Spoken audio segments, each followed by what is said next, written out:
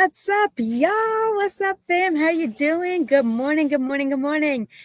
Yes, I'm repping my boys, Bibly Blue, always since the beginning of time. Let's go, Giants. Sorry, birds. Just wasn't able to take flight last night. So, how are y'all doing? What's going on? Thank you so much for being here. It is freezing out again today. As you can see, my breath is legit. It is, oh, 28 degrees Fahrenheit. Yeah, so let's just say it's a bit chilly up here in the mountains. So let's see what's going on, what's new and exciting. Drop a comment, drop a roll call, where you're at, so I can shout you out on this amazing Friday. Ladies and gentlemen, you read the caption, you read the title. We are talking about no one or nothing has no power over me. Wow, my grammar was, this is early in the morning, people. So let me rewrite that. Hold on, y'all. Okay, want to make sure we're on the same page because I don't want to double negative. So today we are talking about on this fabulous Friday that no one or nothing has power over me, you in this case.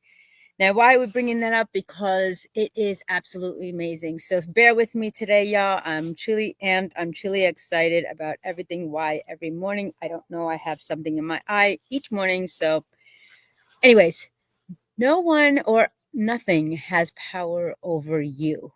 Wow. Let's back up a minute. So, I bleed blue for New York Giants. Just amazing. I've met so many of them in person, especially the elite Eli, as well as, Justin Tuck, Michael Strahan. You name these guys, these are all stellar individuals. And what brought me to bring this to fruition today, especially when talking about it, was that of the mindset of the Giants organization, right? They are actually, unfortunately, one of the worst teams in the division, and they have a horrible record. And everybody was kind of like bashing them that they were going to lose last night, that they're a horrible team, their structure, their format, and so forth. Well, that changed last night. Their quarterback, Jackson Dart, is just absolutely amazing. And they had a lot of injuries, unfortunately. And, Scattaboo is one of the running backs there. But these are rookies, right? These are rookie individuals that came aboard the team and they shifted the channel. They changed their mindset. They saw what sponsors were on social media, on the platform, and the mindset, and that Giants have just been in the dark for some time. Well, they said in their mindset, what I've gathered based on commentary and the press releases was that they weren't going to let that phase them. They were going to not let the negativity and toxicity of the media, of the, rivalries in the division or in the words are hard, in the in the organization become their reality. So they had changed and shifted their vibration. They became positive. They became excited, and they changed the morale. Years ago on the front line, they had just rocket stars, kind of amped up hype men, you know what I mean? Justin Tuck, Michael Strahan, and so forth. And they would amp up the team after every play. It was just ignited. And even, with Eli, the elitist of the organization, the quarterback, when he was going through it, everybody talked down on him and said that he wasn't great and so forth. And in the words of my mentor, my great legend, and my kindred spirit, my friend who I work with, Les Brown, says, other people's opinions of you do not have to become reality. I'll repeat that. Les Brown, the legendary motivational speaker, talks about other people's opinions of you does not have to become reality. And so I married that with today's message in accordance as a result of last night's NFL, game between New York Giants and Philadelphia Eagles. That these rookies, although they were 5 games in, were not going to let anybody or anything have power over them. So think about it in your life. How many people are walking around with the power of blame, the power of shame, the power of guilt, the power of negativity, the power of toxicity? How many of us? How many of us? How many of us are experiencing that, letting our emotions, our situations, our past, our incidences have power over us? Now I'm dating myself. There was this amazing movie. I'm actually going to look up the character's name because I cannot think of the co-character, but y'all will get it. And there was this movie back in the day, and they were talking about this young girl who was a babysitter named Sarah. She had imaginary play. She would play outdoors with her stuffed animals, her plushies, and so on and so forth. So what happened was that her actress name is Jennifer Connelly. That's her real name. And Sarah. And there was this Goblin King, David Bowie, rest in peace, Jareth, right? And so, spoiler alert, even though it's a dated movie, she came to realize that all the negativity, all the doubts, all the fear, all the trauma was having power over her. Think about that. Think about what is paralyzing you from not taking action. Think about what is paralyzing you, not moving forward. Think about what is paralyzing you of making you unhappy. This is so amazing because it parallels to my aha moment yesterday. Shout out to Ryan Dunphy. I had an amazing connection with him yesterday. We kind of reunited and just kind of shooting the breeze, chit-chatting. And I came to this aha awareness. I said, oh, my situation is this. And he said, well, what if you did this? And what I was taught and coached, making a pivotal move. And all I did, ladies and gentlemen, was just turn my lens slightly to what he had brought to my attention. And I realized that what was paralyzing me, that was having power over me, was the areas of improvement that I didn't have, or the materials or vision that I didn't see. But when I had an extra pair of eyes coming in, neutral, coming in and having this conversation, they rearranged the vision and changed the perspective and said, well, this is what is happening and this is what is reality. I was letting my fears, I was letting my shortcomings, I was letting my frustrations take power over me, as well as the individuals and circumstances I was exhibiting, because I was blaming them and I was shameful that I wasn't at such a certain level. So I want you to think about this right now as you sit back, as you're sipping your tea or coffee in the morning, starting to rise early as the sun you can see behind me is rising and all the animals and elements are awakening. Or if you're on the other side of the world, closing in for the evening, closing up and tying up those loose ends before bedtime.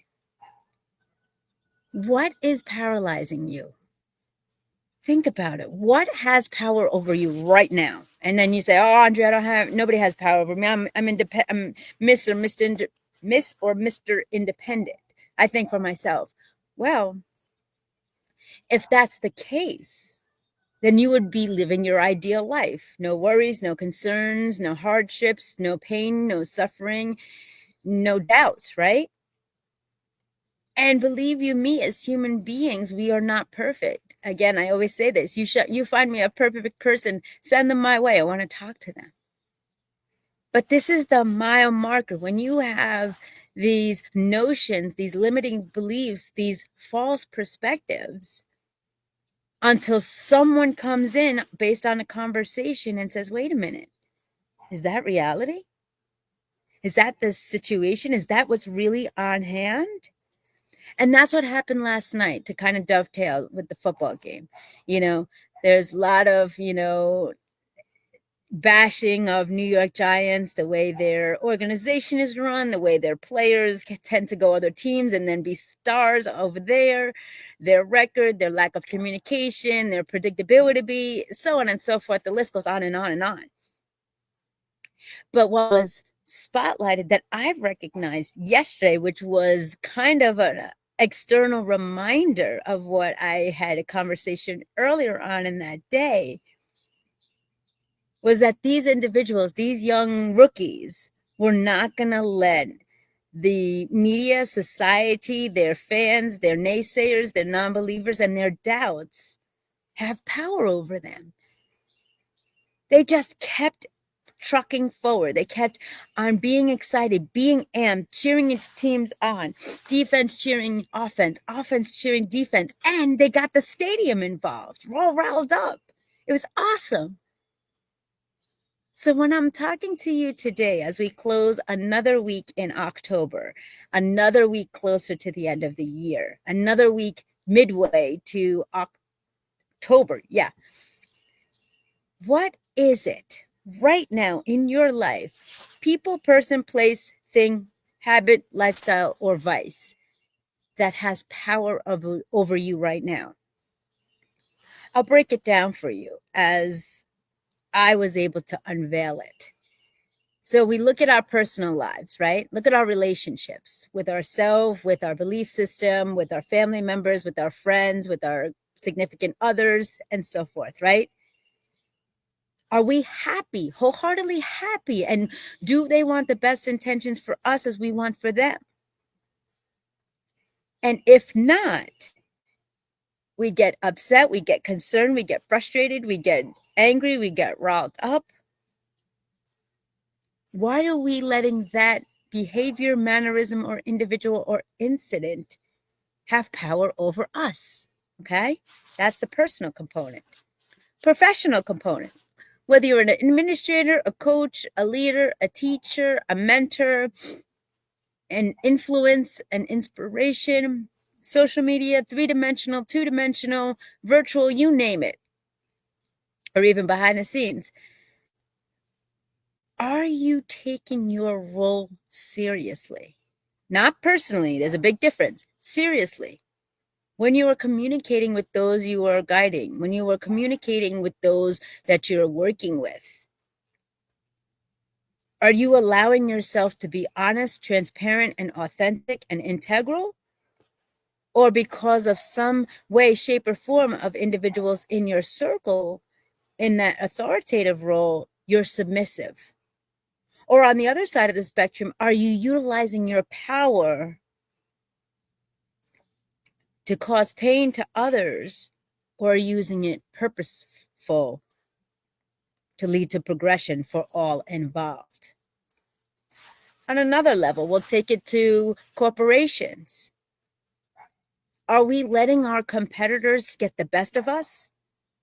Because what I've learned recently is that my competitors are their competitors. But what we don't take into account is learning the history and the due diligence of how long they've been in the game. And you can't really scale that by social media. Sure, I have been on social media for years now, and my YouTube reflects 13 plus 100 videos.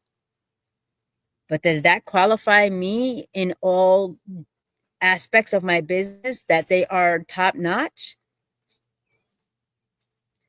And am I letting the intimidation of technology, the intimidation of understanding marketing, intimidation of understanding business, intimidation of being authentic have power over me? Now, when we're in academics, we have these testings, PSATs, CSATs, SATs, a test, a quiz, a pop quiz. Are we measuring our intellect and ability to meet our greatest potential by the score of a test, or by on the skill sets and the preparation and strategies we use? And then finally, with ourselves. Our mind right here is our greatest, most powerful muscle. It will sabotage, self-sabotage, destroy so many things. So rather than use logic, why don't we adjust our logic in alignment with our heart? Our heart is our intuition. Our heart is our passion. Our heart is our genuinity. Our heart is our integral self, authentic self that was created for us. So keep that in mind today and in the weekend as you go and you choose to press play. Plan life according to you. I'm so excited. Again, another shout out to Ryan Dunphy. It was an amazing connection reunion, if you will. I'm so glad, ladies and gentlemen. You have no idea what's in store. Clarity is calming. Clarity is heightening the awareness of your conscience, and clarity is just coming to the forefront. And I'm so excited.